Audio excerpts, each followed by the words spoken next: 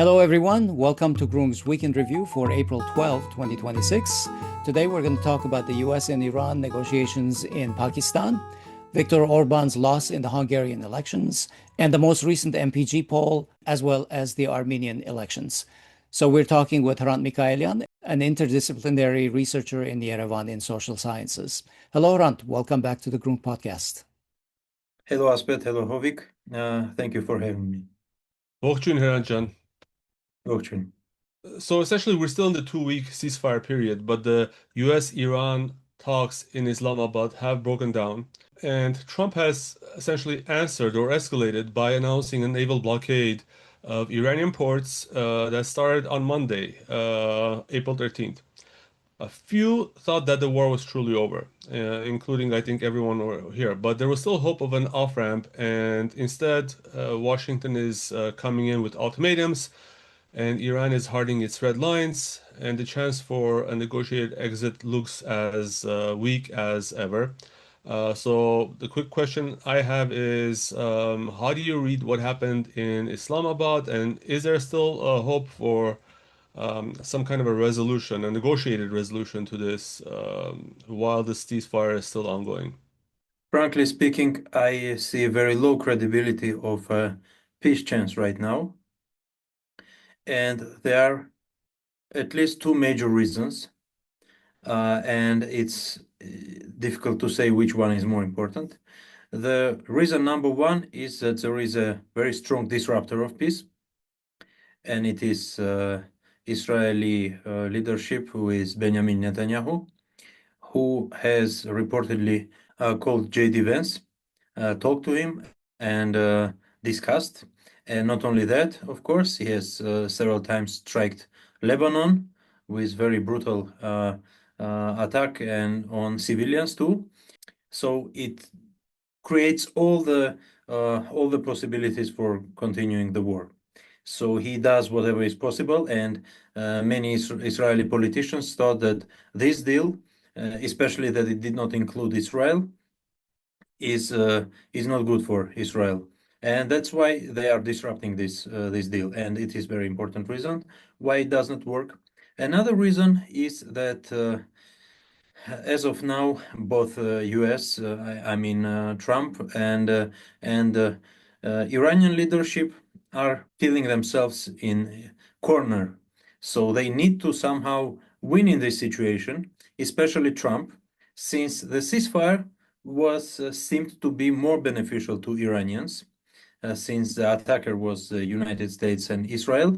So if they do not succeed, this means that Iranians are somehow winning, despite all the suffers they undertook.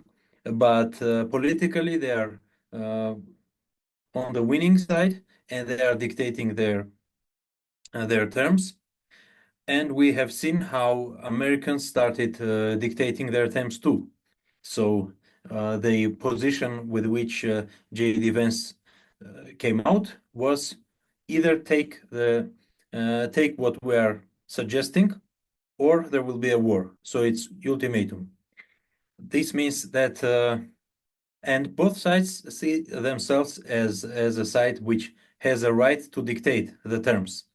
So in these conditions, it's hard to imagine that there will be a negotiated agreement.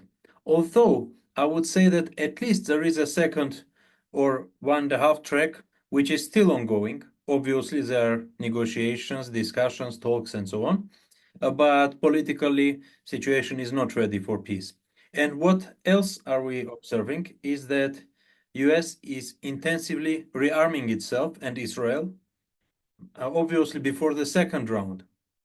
So what Trump found out was that Iranian leadership did not collapse, and it started running out of ammunition and weaponry, which it needed to attack Iran, and the personnel which he had in the region was not sufficient.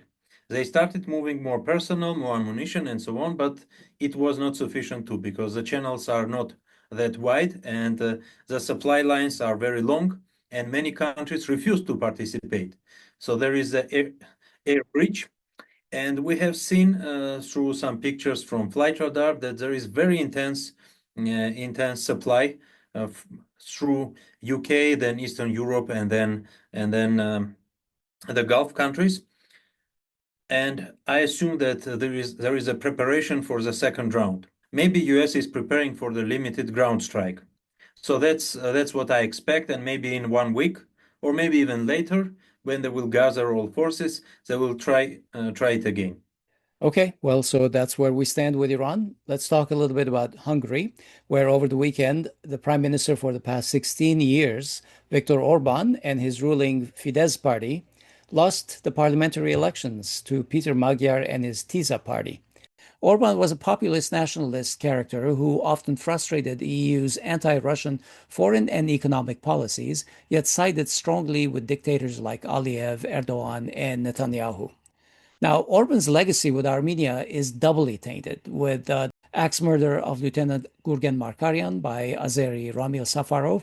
They were together at a conference in Budapest. Safarov was subsequently tried and jailed and later inexplicably released by Orban to Azerbaijan, leading to a breaking of diplomatic ties between Armenia and Hungary. You would not be surprised to know that Pashinyan's shameless government quietly reestablished ties with Orban, primarily to kowtow for favors with both the EU and Aliyev at a time when Pashinyan was trying to make compromises and gain favors with them.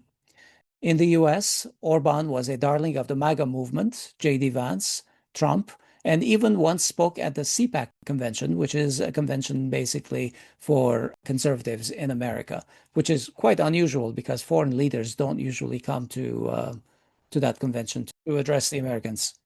I believe Hungary even paid fees for holding that convention. Pretty amazing, yeah. So, Hrant, how will Orban's loss affect the foreign policy of Hungary, especially as it concerns our region? Well, Orban was trying to pursue his own foreign policy and to pursue his foreign political interests as he saw those, and he was doing that extremely hardline, and we know it's not welcomed in the EU. So he was trying to gain whatever is possible. For example, there was a publication that Aliyev gave him a loan of $300 million in exchange of releasing Ramil Safarov. So he was trying to acquire as much resources as possible for Hungary and for himself as well. And we know his relatives also became billionaires. So he was, let's say he was a successful version of Trump. Much younger, much smarter, and much better thought, but with much less resources. So that's what he was. And first of all, given that he is too long in Hungarian politics, and second, he came to the very strong conflict with the European Brussels institutions, and he got very little chance to be re-elected.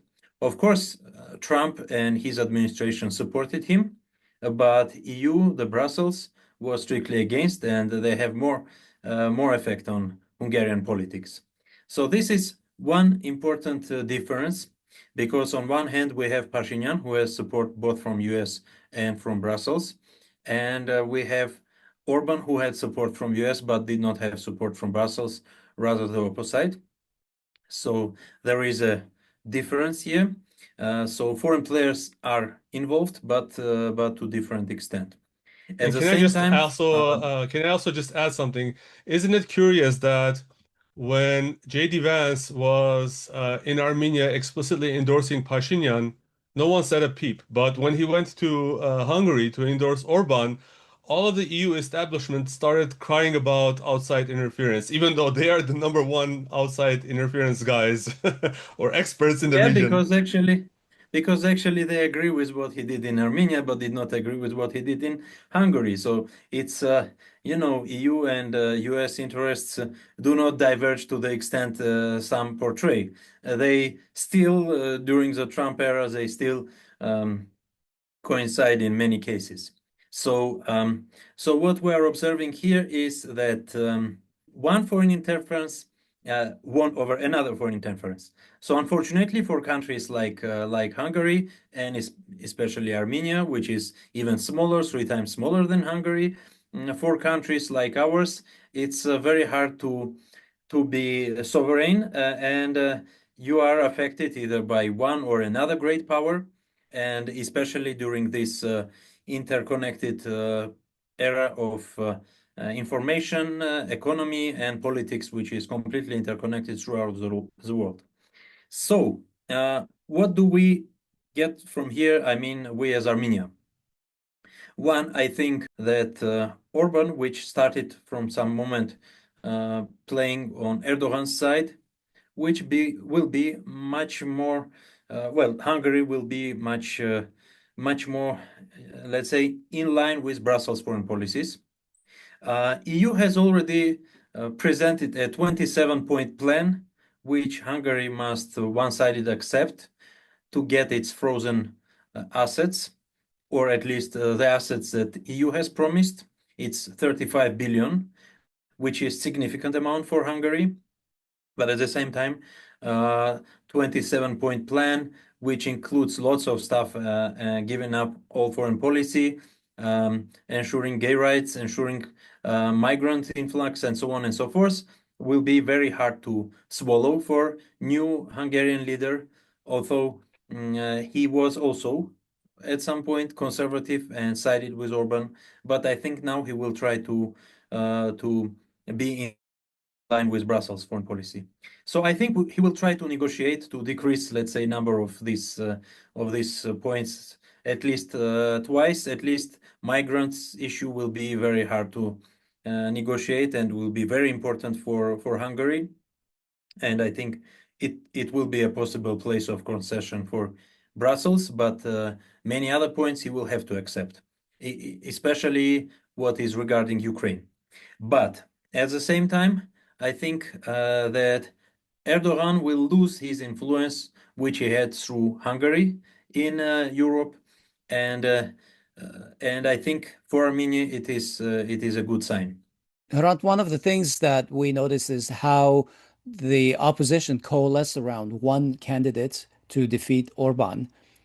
Is there some kind of a lesson here for the Armenian opposition in the upcoming elections in June? Frankly speaking, it is not. And I'll try to explain why. Because those opposition groups and opposition parties which supported Peter Magyar are very different.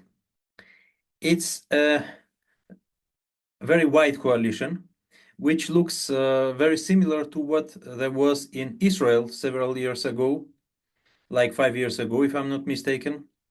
So the issue is here that to unite such a different coalition, and by the way, Armenian opposition is not such diverse as Hungarian opposition, but still to unite such a big variety of groups, you need an external force who will do this work.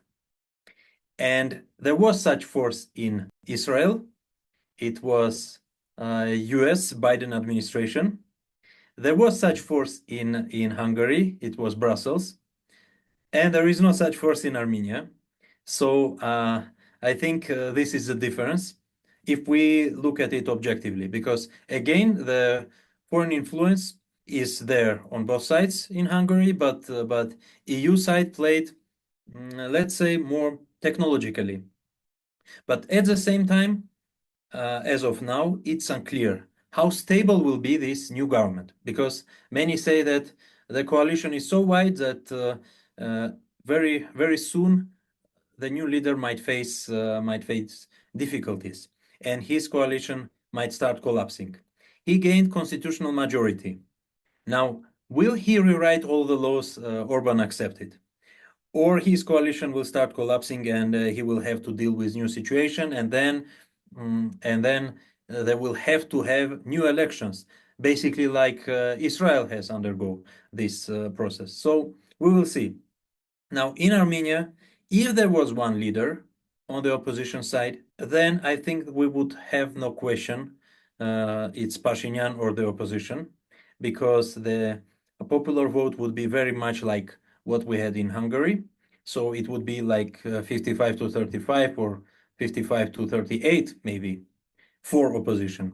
Because if we combine all the opposition votes, those exceed pro-government votes by significant amount.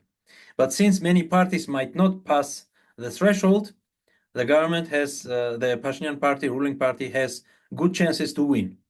Let's say, we will discuss it later, but I think since there is no external force which unites the opposition and which forces opposition to concede their interests, and Armenian political parties, although they might not diverge very much in ideology, not to say they have lots of it, but they diverge in their financial interests. That's what the difference is here. We can definitely talk about that, but I want to note that even in your description, there's great diversity in the Armenian opposition. Even though it's not the same, maybe it's not ideological, but we have everything from pro-Pashinyan, so-called pro-Pashinyan opposition to anti-Pashinyan opposition. So we can talk about those things in a moment in the context of our discussion on the MPG poll. Before we go to the polls, though, I want to quickly gauge, Hrant, your thoughts on Hungary's future within the Organization of Turkic States. Because, I mean, honestly, besides the Hungarian language being Uralic, I don't think there's any common history, common culture, or common even genetics between Turks and Hungarians. So, do you think that the new government, will continue this line of kowtowing to Erdogan? Or do you have any sense of that aspect?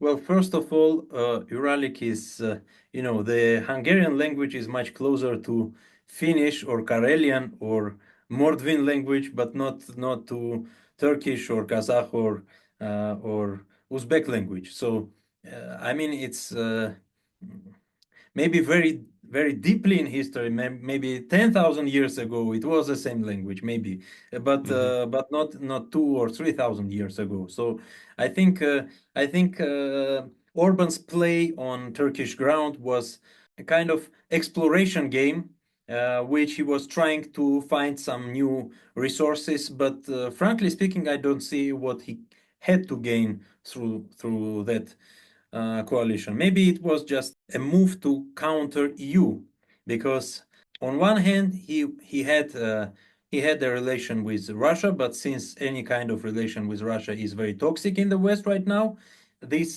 scope of that relation was very limited.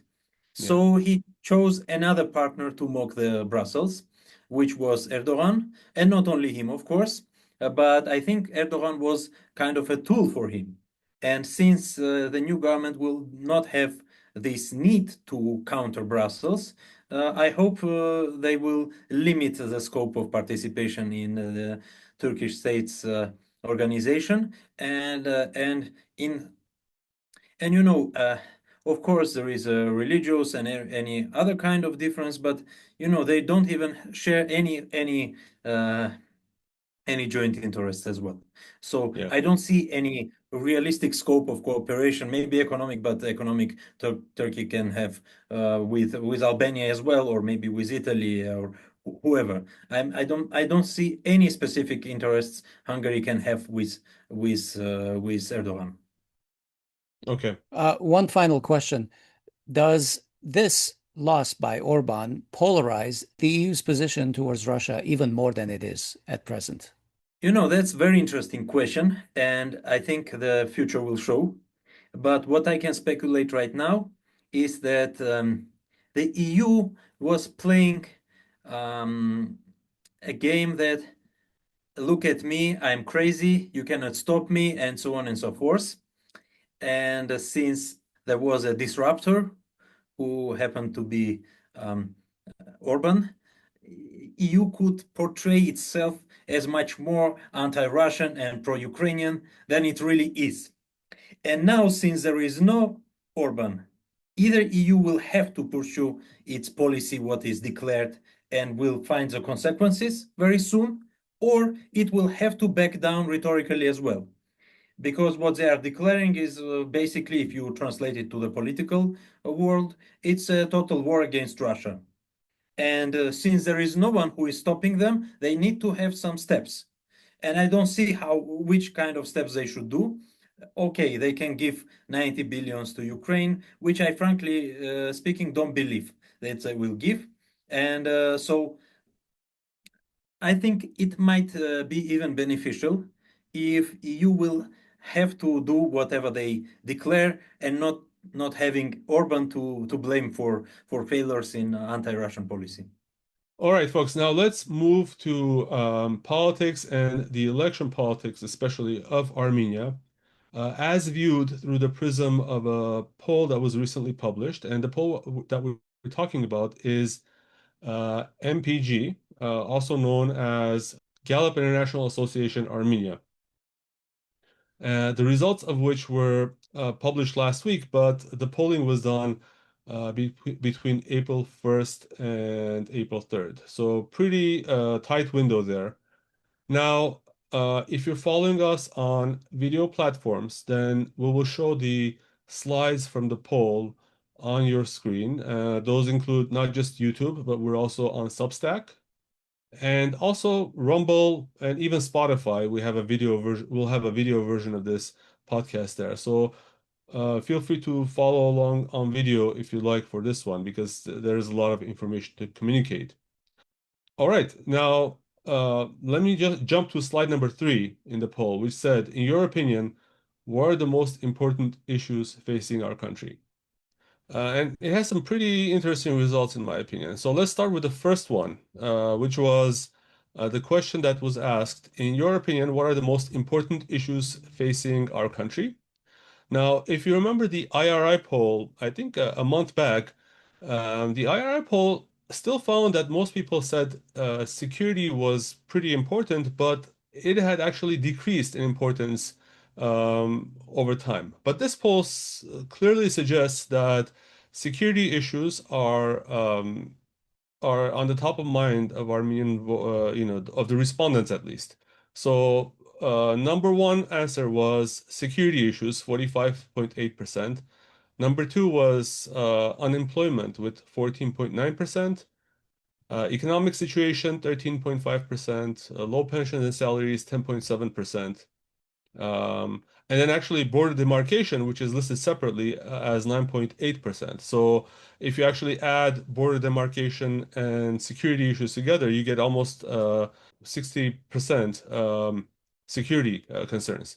So how do you interpret these results? And is this good or bad for the opposition? And are opposition parties able to come up with their unique offering to voters that will make a difference on this issue? Because we see that the security space is dominated by Pashinyan, who keeps saying that, we have peace, peace, peace, and so forth. And, the TRIPP and everything is, all these agendas are set by Pashinyan. So how can the opposition differentiate? Okay, so first of all, if we look at all replies, we will see that both security and economics, the whole spectrum combined, is about 60% of mentions, because any person could name more than one issue. Basically, security and economics are equal right now. And a month ago, or even 2 months ago, according to the IRI poll, economics was ahead. And I don't see any contradiction here, because, in between, the Iran war occurred. So what is important here is that the peace narrative of Pashinyan started collapsing, because what he was promising was that the peace epoch is starting and you can do nothing about it, either adapt or die, let's say. They were talking to people like peace is a threat to Armenia. And in reality, this kind of peace is. But if you analyze the semantics and the way they spoke, it was a threatening discussion. Now, even this kind of discussion is collapsing because it's obvious there will be no peace and it's obvious for everyone. So first of all, security is increasing its importance here. Another thing which is important is that Iran's support is very strong.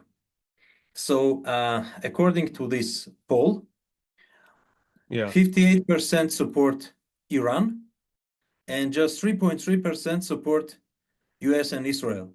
Yeah, we'll cover actually the Iran question separately, but yeah, go ahead. Okay, but what is important here is that since Trump was broker of that peace or fake peace process, to be honest, because nothing about TRIPP and the so-called peace process which Pashinyan was undertaking, nothing was about lasting realistic and favoring Armenian peace. So it was just a time-losing maneuver to win elections and to create a fake picture of peace for a couple of years before and to give more and more concessions before the new war erupts. And now what is different is that opposition during the pre-election campaign started speaking out, and as of now they have alternative suggestion. They say they need to renegotiate the peace. They say that these conditions are unacceptable. This has been said, and they say that they need to renegotiate it with different partners, while Pashinyan was negotiating it only with one partner, basically the United States and Trump. So this is a different agenda. Now, how it will be perceived among the population, I think the population after this war will be more susceptible to such approach, but to which extent we will see. And I think that Pashinyan, who tried to use TRIPP as an election leverage, is failing here, also because Iranians will not welcome TRIPP under any conditions. Obviously, they do not want to drag Armenia into this war as well. So they have, mixed approach here. They obviously do not want to have TRIPP here, but at the same time, they do not want to start a new front here. But in any case, if Iran is capable, they will try to stop this project. And moreover,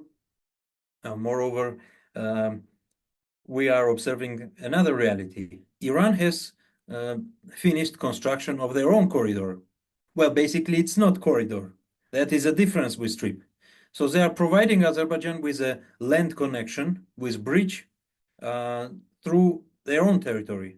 They say, if whatever you want is a land connection between Nakhichevan and Baku, we will give it to you. So you will have it. Now, if you want an uninterrupted connection, if you want a connection which is a corridor, which no one checks and so on, that's another story. And you need to say that clearly. So Iran is putting Azerbaijan on the crossroads.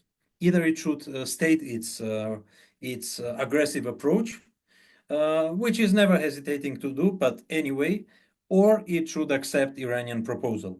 That is another difference. And then there is a third layer, which is, in reality, majority do not support TRIPP in Armenia, despite all propaganda. So according to various polls, the opinions about TRIPP is splitted, but with slight majority against. It's interesting to note that over a year ago, when Pashinyan was saying that he can offer the same terms as Iran was offering for transit through Armenia, and both Turkey and Azerbaijan completely rejected it, it showed that the TRIPP is actually not about transit. It's actually about undermining the sovereignty of Armenia rather than anything else. Hrant, when it comes to the issues of security and economy, Robert Kocharyan has made the reopening of the Abkhaz Railway a major campaign issue, and this issue actually straddles both of those topics. He argues that it would give Armenia a faster, cheaper route to Russia and reduce dependence on Azerbaijan, unlike Pashinyan's so-called peace route through Azerbaijani territory. The obstacle, of course, is that Georgia and Abkhazia have a very tendentious relationship for the last 25, 30 years with each other.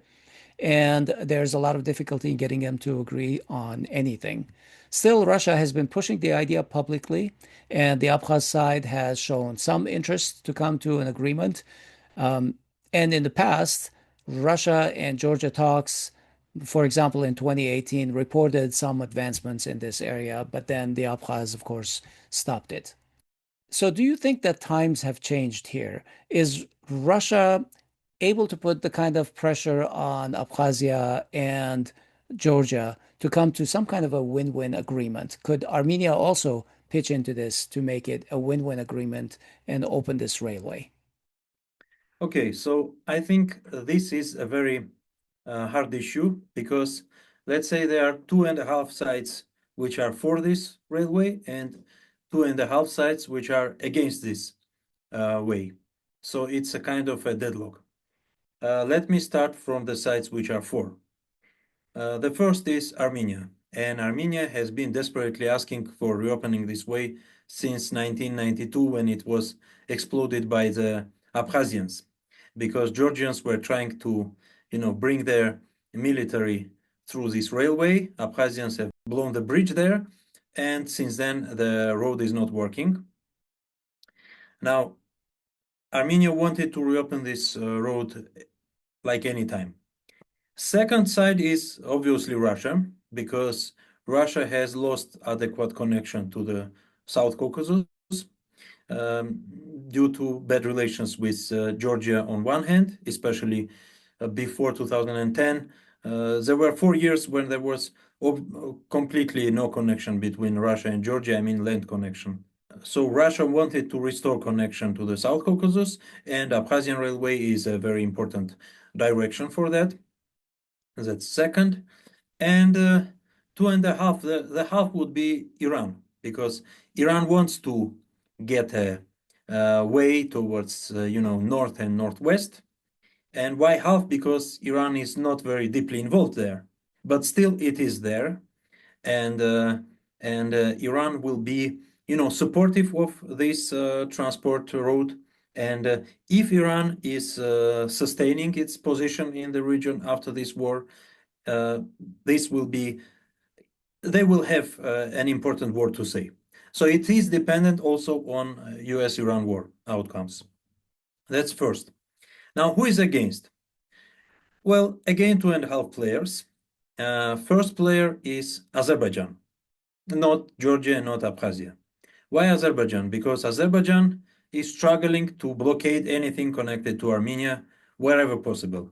And Azerbaijan did not change its approach. They are creating, fake events, opening borders and transferring some goods to Armenia through Georgia. But in reality, the only case where border was really open between Armenia and Azerbaijan is, this 1 week ago. Several US-funded NGO representatives who traveled from Armenia to Azerbaijan via a temporary working, So-called checkpoint. civil society, open society. Yeah, so-called civil society. That's the only case in 30 years. And that is why I think we cannot call it an open border or even any direction towards opening the border.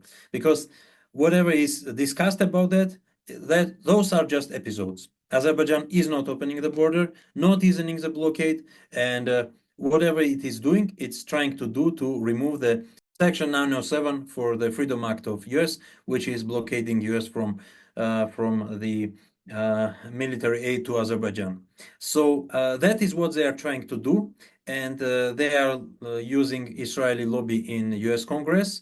There is a bill to remove this section, but yet they did not succeed. So that's on one hand. And Azerbaijan uses its influence on Georgia to block reopening this road. So the same way Armenia wants to open it, Azerbaijan does not want it to be reopened. That's first. Second, obviously, Georgia and Abkhazians themselves. Why Abkhazia is half? Because it's not recognized state, and it's not a fully sovereign state, because it depends on Russia completely, at What least about Turkey? economically. It has connection to Turkey, and Turkey even tried to use its influence in the last elections and to disrupt the political process there. They supported an extremist candidate who has started an anti-Armenian campaign, which failed due to Russian heavy involvement there. So they supported a mainstream candidate, funded his campaign, and so on. But it was still a hard victory. So that is interesting. But on the ground, Turkey has very limited presence. But wouldn't they be able to affect the Georgian government's position? Because both Azerbaijan and Turkey have strong influence, at least that's my understanding, that they have strong influence over Georgian foreign policy. Well, in reality, I think that if Georgia strictly decides to reopen, they will not be able to block it. But if Georgia is, swinging and undecided, then they are able to block it. So that is how it works. But obviously, Abkhazians do not want it because they don't want to have increased Georgian influence there. And obviously, it will happen. Even if on the first stage, Georgians will not be let to pass this way, the same way as through a Russian-Georgian border. The first period, only Armenians were crossing that border and Azerbaijanis. But then Georgia started crossing this border, and then Russian-Georgian trade started increasing very significantly through Upper Lars or Kazbegi checkpoint. Now, the same will happen there. Even if on the first stage Georgians will not be allowed to pass, on the second stage they will obviously pass, and they will start, somehow recreate connections and recreate influence and so on. And given that they are still 20-25% of Georgian population in Abkhazia, they will have a ground to play. So Abkhazian leadership, which is nationalistic, of course, they are reluctant to reopen this road. Although I think that if Russia decides it strictly, I think they will be able to push Abkhazians to reopen the road. Now, Georgians, there is an interesting divide. On one hand, among the population, there have been only two opinion polls which I have ever heard of. One was held in 2003 and another in 2012 or 13. In both cases, majority of population supported reopening the road. 65% were for, and some 30% were against, with 5% undecided. So that is the opinion of Georgian people, despite the governmental change from Shevardnadze to Saakashvili and to Ivanishvili.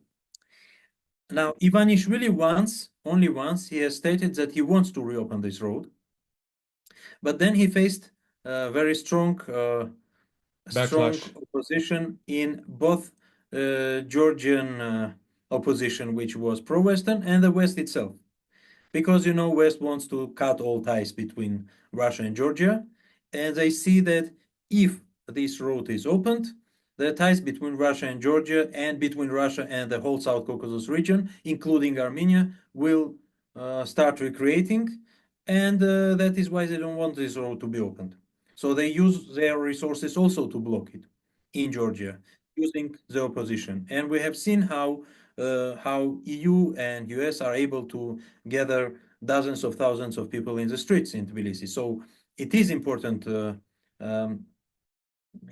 tool. There they have the toolkit, and I think Georgian government will have hard times if it wants to reopen it. But there is one thing. It's very heavily dependent on how geopolitically will end all this conflict situation in the post-Soviet space, especially the Ukrainian war and the Iranian war. Because Georgia wants to recreate diplomatic ties with Russia, which Saakashvili government has cut off more than 15 years ago. And they are reluctant to do that because they are waiting what will happen in Ukraine. They want this war to be over so that they are reopening diplomatic ties with, more peaceful Russia, let's say. So it is important that Russia, ends this war on one hand, and on another hand, the conditions under which the war is ending are not very one-sided, especially for Ukraine. So in this case, there is a window of opportunity for reopening this railroad. Hrant, the Abkhaz Railway, therefore, is kind of a north-south connectivity. The TRIPP is an Obviously. east-west connectivity. Does it divide Armenian politics along the opposition versus the ruling party lines? Obviously, because Pashinyan was, you know, basically he was brought to power to push Armenia into the East-West agenda and to disrupt the North-South agenda, which was pushed by the previous government. And now we have the same division. And East-West for Armenia, it's Turkey, Azerbaijan, and that's what Pashinyan is obviously doing. And he declares that it's crossroads of peace, but what we are seeing is only East-West, not North-South. Okay.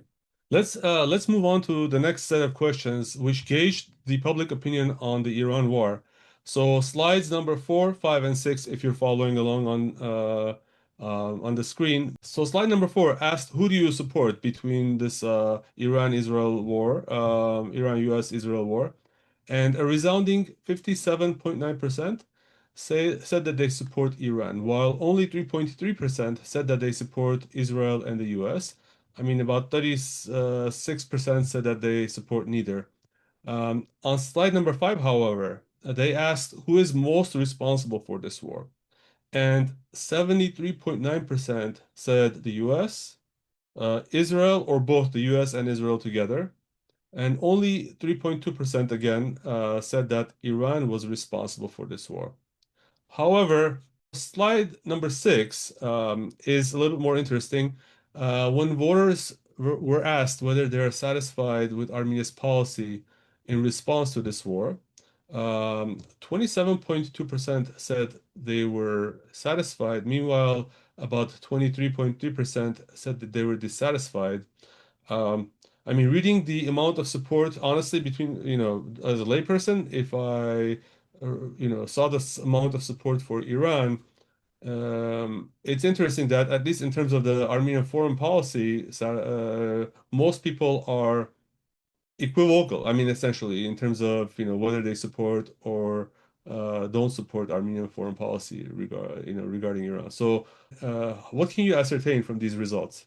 Well, in reality, this heavily depends on the sources of information from which people are gathering the news about the foreign policy.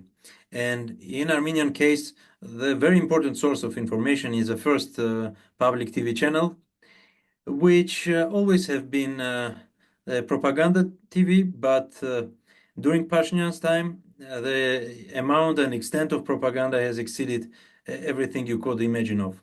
But I mean, that's a known issue, right? I mean, every election we've said that the Armenian government has a monopoly on propaganda, but does this mean that the opposition is not doing a good enough job in trying to present what Armenia is trying to do here with Iran and what it's not doing? Obviously, there is another poll by the RR Foundation, which shows that level of satisfaction of domestic politics is significantly lower than that of foreign politics. So people are presented with a fake picture of success in foreign policy, and since people do not interact with the results of foreign policy on a daily basis, and they do not know what's happening in reality, they consider it to be more successful than domestic policy. And I would say it is in reality the opposite. Whatever they think of domestic politics, foreign policy is much worse, much worse. And regarding Iran issue as well. But obviously, most people do not know how the foreign policy is being, conducted. Whatever they understand here is that, oh, we still retained good relations with Iran, and we are out of this conflict, so that is good. And I'm sure that propaganda has displayed that the only country which was not affected in this region by this conflict was Armenia, and so on and so forth. So they would present it as a result of the government's policies. So yeah, opposition in many cases failed to present the real picture here, because it is hard to compete with government resources in information field, and of course also it's not only about resources, but it is also about modern way of information warfare, which this government, which Pashinyan, who is himself former propaganda journalist, he is very capable of. So it's Yeah. not only about resources, but also about, the direction of media narratives and so on. So, Hrant, if this Iran war is still raging in June, when the elections happen, how do you think it will swing the voting, if at all? Well, the fact itself of this war, especially engaging so many states, I think it disrupts Pashinyan's agenda, both peace agenda and TRIPP agenda.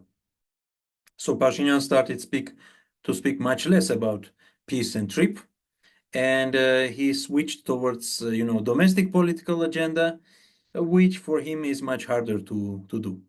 That's first. So I think he is already weakened. One. And second, if Iran wins, that's another hard hit for him. I mean, obviously, Iran cannot win and put a flag in Washington. That's not going to happen. But even if everything remains like this, Iran will obviously declare the victory, and US Democrats and many other sides in the world will support this view. So Iran will be considered as a victor.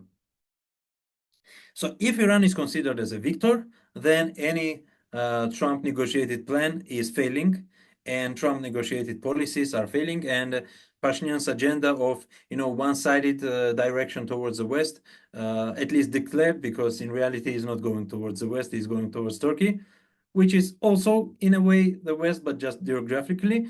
So Pashinyan's policy will fail as well. So I think it's highly dependent.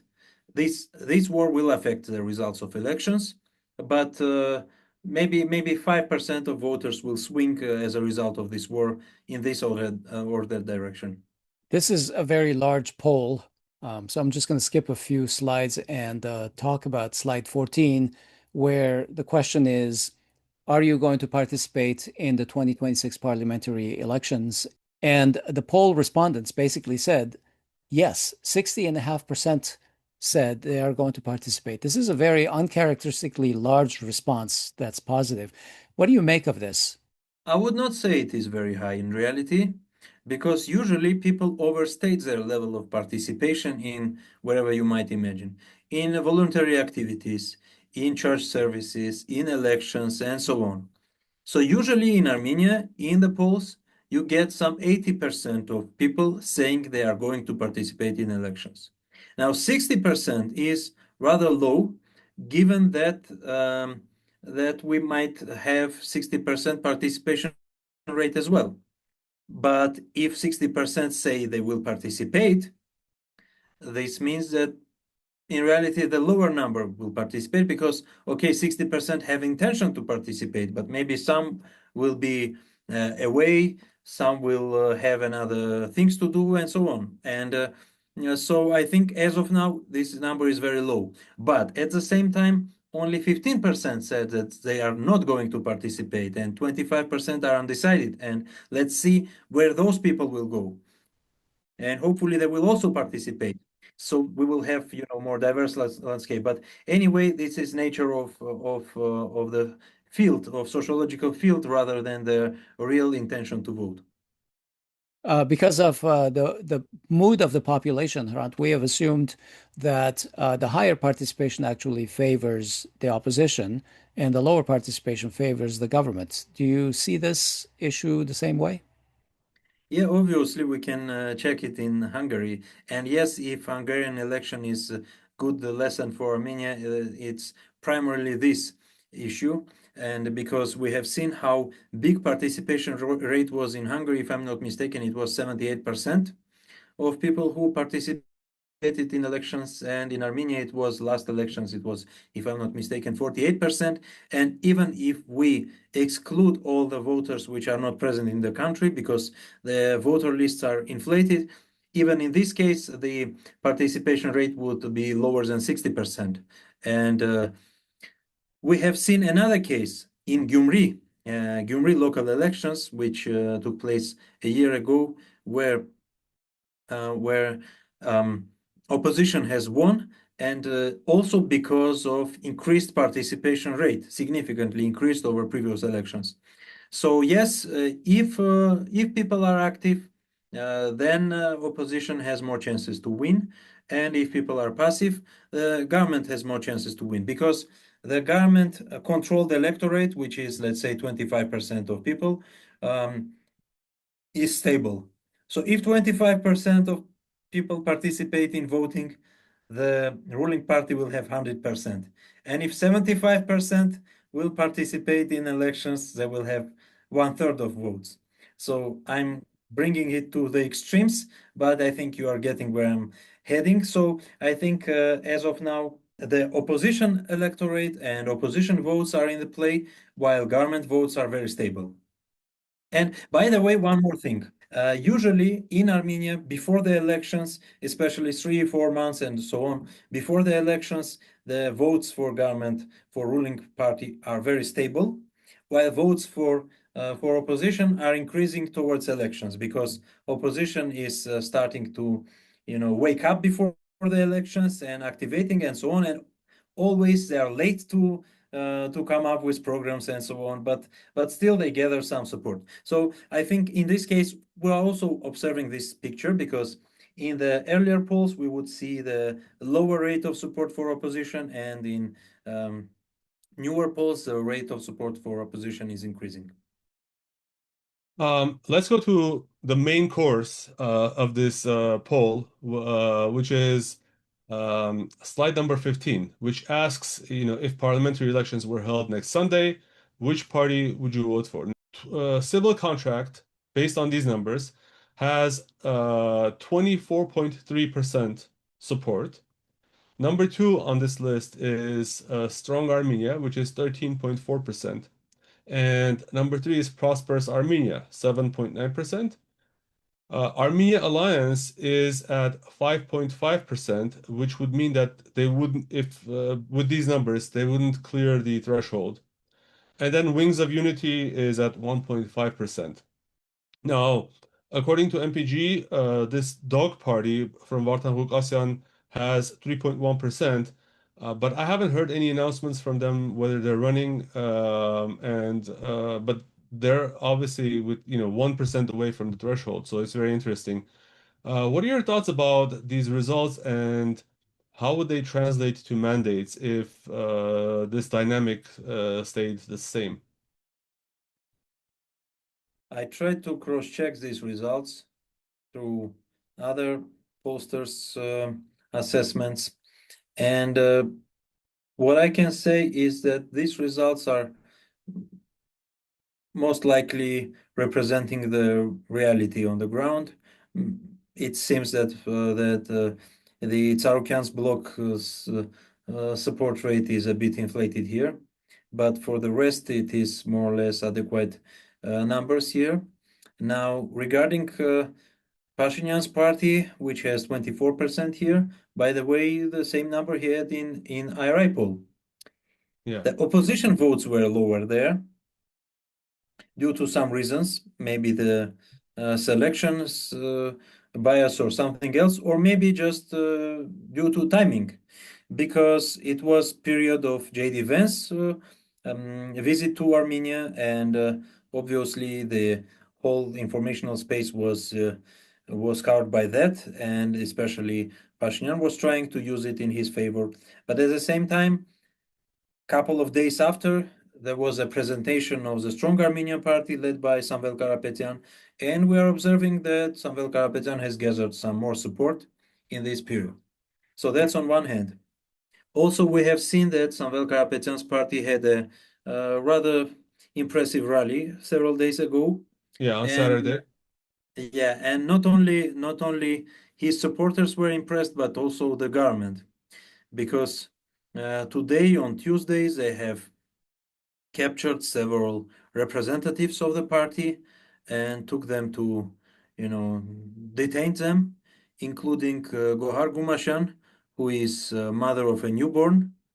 So they declared that they are, engaged in, corruption or something, you know. So I think that as of now, it's becoming more and more tense. and there are very big threats that there might be some disruption of election due to the state of emergency or something else. There are discussions. I don't know to which extent this might be true, but anyway, I think that the situation is problematic both for government and opposition, by the way, and I'll try to explain why. On one hand, as you said, the ruling party is on the first place. On another hand, if we combine all the opposition votes, they are ahead. Now, many opposition parties might not pass the threshold, which is very interesting thing here. For example, if we take 5.5%, which Kocharyan's bloc Armenia has, if we exclude all the people who are not have not decided their vote, this will transfer towards 8.7%. So it's enough. The threshold for them is 8%.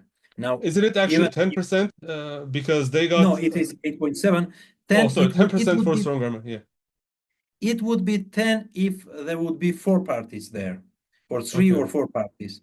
But since there are 2 parties, it's 8%. Now, Okay.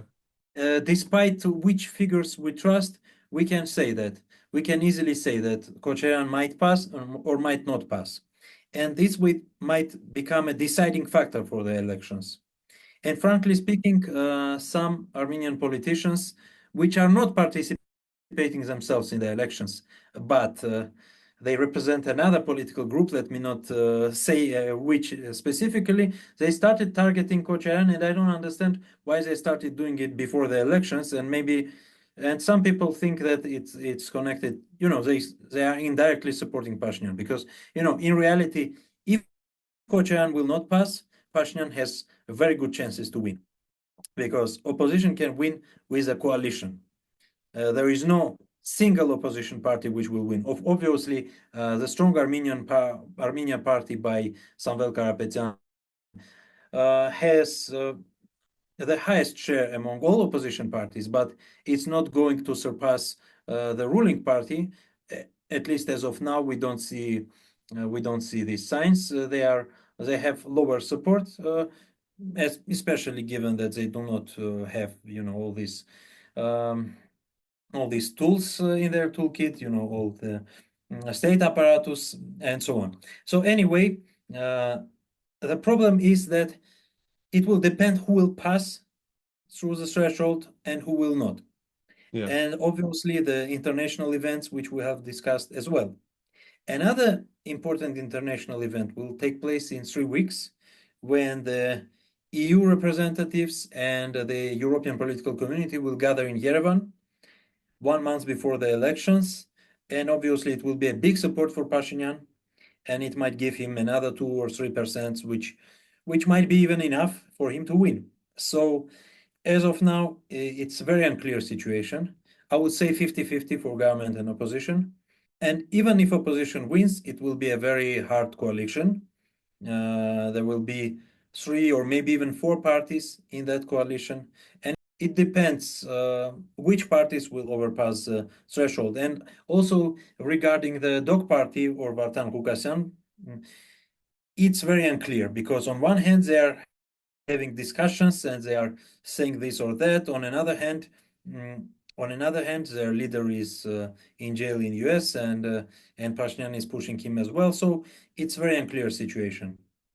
So I would say that we need to track these elections very carefully. And another problem is that there is a lot of... Is Vartan Hukasyan still in jail in the US? I thought he was released and he's somewhere in the world, but I don't know. I guess the last day, on April 13 was the first day that parties would submit their nominations, or essentially they would register as candidates in the elections. What is the last day to do that? And is it possible that sometime between now and the last day there will be major changes in terms of who is registering and including this dog party? Yeah, it will be somewhere around April 25, if I'm not mistaken. I don't remember the exact date, so there will be some 10 days, I think. So that's one thing.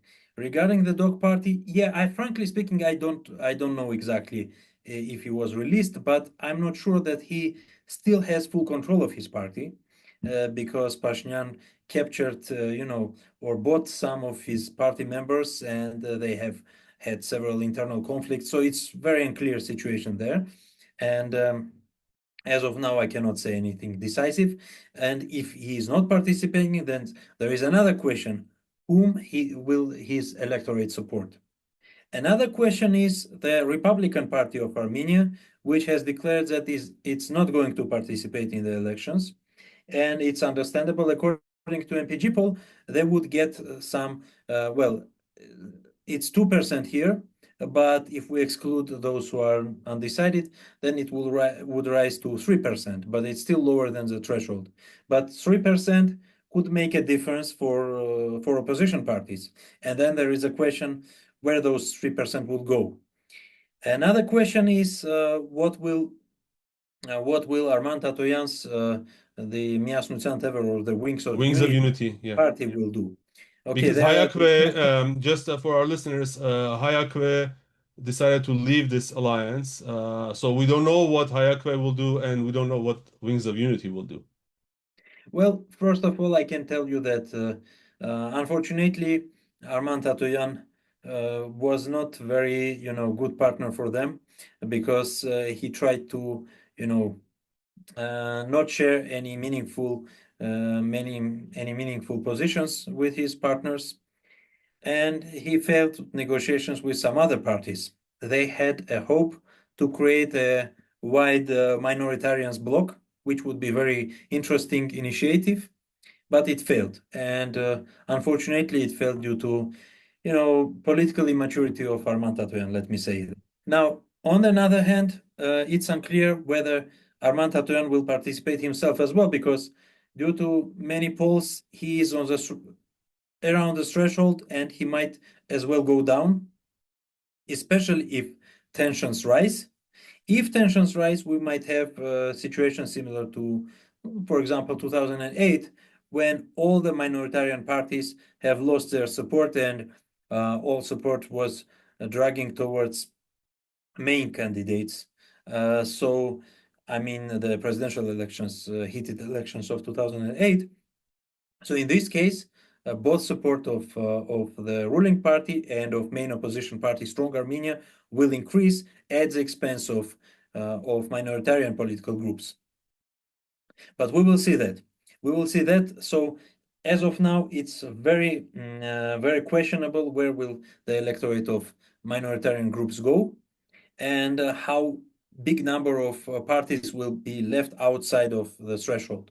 But if we combine all the opposition parties, again, the opposition parties, I'm not even saying about, non-Pashinyan, pro-Pashinyan parties, but the opposition parties themselves, combined, they have significantly higher support rate than Pashinyan. So if they would be able to form an effective coalition, they would win. More or less the same percentage as Hungary. Interesting. So a day before these MPG polls were released, another poll result was released, and we think it's only fair that we cover it. We're talking about the EVN report, Armenian Election Study, ARM-ES team, and the two pollsters part of that team are Nerses Kopalyan and Rafael Oganesyan, both from UNLV, University of Las Vegas, or University of Nevada in Las Vegas. And this poll was conducted in towards the late part of February and March, I believe. Now, the ARM-ES poll presents a starkly different view of the Armenian political landscape as of early 2026. Let me talk about first of all, the government, the civil contract numbers. The MPG poll, as we said, shows that a civil contract has 24.3%. In contrast, EVN report places them at 33.6.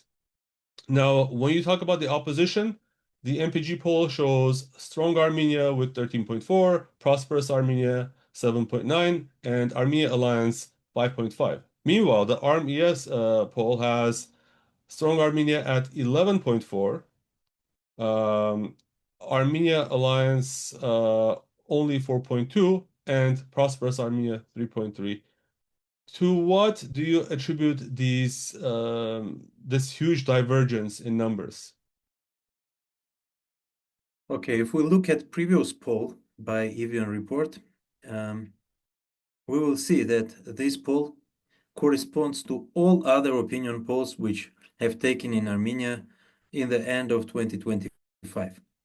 So all other questions, for example, the level of satisfaction with the direction of country, the other issues, or all of them were more or less in line with the sociological field we have right now.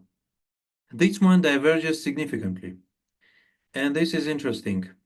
Not only in case of a vote intention, but also with other questions.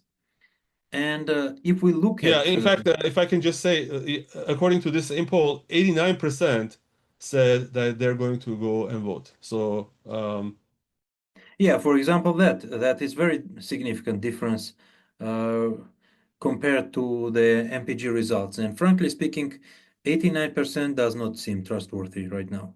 Not only that, the direction of country which has swinged towards positive, very hard to believe.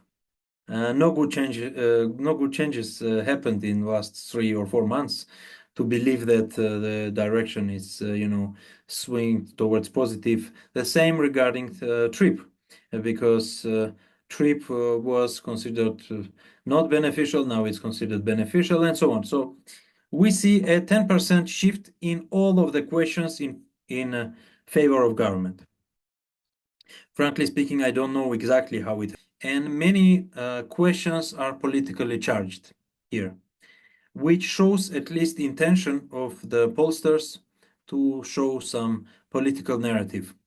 And I think this is problematic. So I don't believe these results, and it's not that I think that any EVN report poll is incorrect, but unfortunately, this one is incorrect.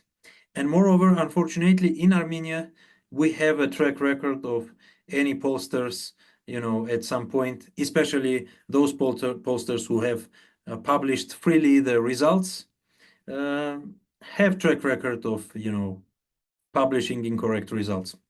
it's interesting, yeah, because MPG, I was going to say that there are many other pollsters who regularly do polling, but they keep the results very close to their vest for whatever reason. yeah, there are many of them, and at least, if the poll is closed and the results are not published, they don't have this public motivation to show something, to prove something or to have some propaganda campaign and so on. So in this case, we have this motivation because in reality, if the public opinion poll can somehow affect the expectations of people, and if people believe that this or that will win, then the shift in published results can make sense. So with this, I want to say that those results which are published online freely, those might be distorted by the function itself. Now, regarding IRI poll or MPG poll or Yerevan report poll, we have seen in past how all of them have, to some extent, manipulated the results. Unfortunately, all of them have done so. And not all of the polls have been manipulated. I would say even more. Majority of the survey results were not manipulated, but some of them were. And we can define it by the unexpected and unexplained shifts in the results. That's what I can say. Yeah. Hrant, those following Armenian news know that at least one of these posters from EVN Report has a very big reputation for supporting the current regime in Armenia. He's essentially Pashinyan's poster boy in various circles. And I'm talking about, of course, Nerses Kopalyan. Now, you or I or Aspet can have our own political opinions and can comment on them freely. But in this case, we're talking about the lead researcher or the lead analyst on a poll, having some strong opinions about the current regime. And just to go into a little bit more detail, he calls the Armenian opposition as quote unquote Russian proxies, and reasons that the opposition is not performing well because, well, Russia's hybrid up, and I'm quoting this, Russia's quote hybrid operations aren't working, unquote. Another point, he repeatedly refers to forces aligned with former presidents Robert Kocharyan and Serge Sarkisyan as illiberal opposition. Now, the definition of illiberal means opposed to political liberalism, especially restricting individual rights and freedoms. Who has attacked the church and religious rights of Armenians? Not the opposition. Who has jailed journalists and as a result made Armenia number 3 in the whole Council of Europe, right after Turkey and Azerbaijan, um, in terms of the people, number of journalists imprisoned? Not the opposition. Pashinyan has done that. He calls Pashinyan a pro-democracy incumbent, and this is all um, in the published poll or the interview that they made about the poll. It's not like he was talking about this elsewhere. Right during the deep dive into their polling results, he keeps nailing these points. On what planet do you have to live to believe that Pashinyan is pro-democracy? Talk about narrative shaping, which he's accusing Russia of doing. So lastly, Kopalyan basically says that Armenian voters are more intelligent. He uses that word, intelligent, and politically mature because they support Pashinyan. Basically saying that anyone who's immature and unintelligent would support the opposition. So, given the track record of this analyst, which honestly, we can say a lot about different pollsters, but this is the most obviously um, slanted, analyst, and he's basically leading the charge on this poll. Given all of this, to what extent does the subjectivity of the analyst undermine the perceived neutrality of the poll's predictive modeling and its overall credibility? Well, theoretically, that's a good theoretical question. Theoretically, even subjectivity of the researcher should not affect the results. But in this case, it's not only subjectivity, but it's his participation in reality. So if this poll is not a scientific result, but it is a political result, yeah, if it is, and it is, also because what you have mentioned, and also if we look at wordings of the questions, we can see the questions which he puts. Those are very charged questions, which is, let's say, a forbidden tool in sociology. So he uses that, and this affects how people respond. I mean, it's not only about how he registers the responses, but also how people respond. So people may respond, the way, people might be afraid to say their opinion, especially given that the opinion polls lately are phone-based, and the government has, put in jail many people for not supporting or for criticizing and so on, and maybe all of them know that. So people might try to reject to participate in such poll, or maybe not try to answer, but apart from that, given what he has said, I can assume that the all data is distorted not only pre-factum but also post-factum. So I think the data is just distorted, and unfortunately I cannot believe these results. So I think the problem is, when he says mature and so on, okay, people who watch the public television are mature, and when we see disaggregation of voters by other pollsters, we see that people with higher education tend to not support this government. Younger people not support this government. Whatever, those who are employed do not support this government and so on. So, I mean, how does he gather this impression? If this is a statement which can be checked, we can check it and we can see that this is not corresponding to the reality. It's a basic, it's just an insult. Just as Trump said lately that, Tucker Carlson has low IQ, or previously Hillary Clinton said that Trump supporters are basket of deplorables, and we can remember such things which have been said by many unsuccessful politicians who have labeled their counterparts as stupid people. This is the same tool, and I think it's better not to believe these results. Although it's unfortunate that we have publication of this kind of distorted results. Yeah, the best we can do is at least we should talk about them. But yes, I mean to me it puts the entire reputation of this poll in question, given the obvious bias of the pollster. All right. This is a good place to stop, and I think we will have another chance before the elections to talk with Hrant. Thank you for joining us today, Hrant. It's always great to talk with you. Thank you, guys, for me too. Thank you, Hrant. That was our show, recorded on April 14, 2026. We've been talking with Hrant Mikaelian, a political scientist and multidisciplinary researcher in social sciences in Yerevan. For more information, go to our website, podcasts.groong.org/episode number. Check us out. Send us some love, like, comment, share, or if your preferred currency for love is dollars, we accept that too. Podcast.groong.org/donate. Share our shows. I'm Asbet Bedrosyan. And I'm Hovik Kocharyan. Talk to you soon. Until next time.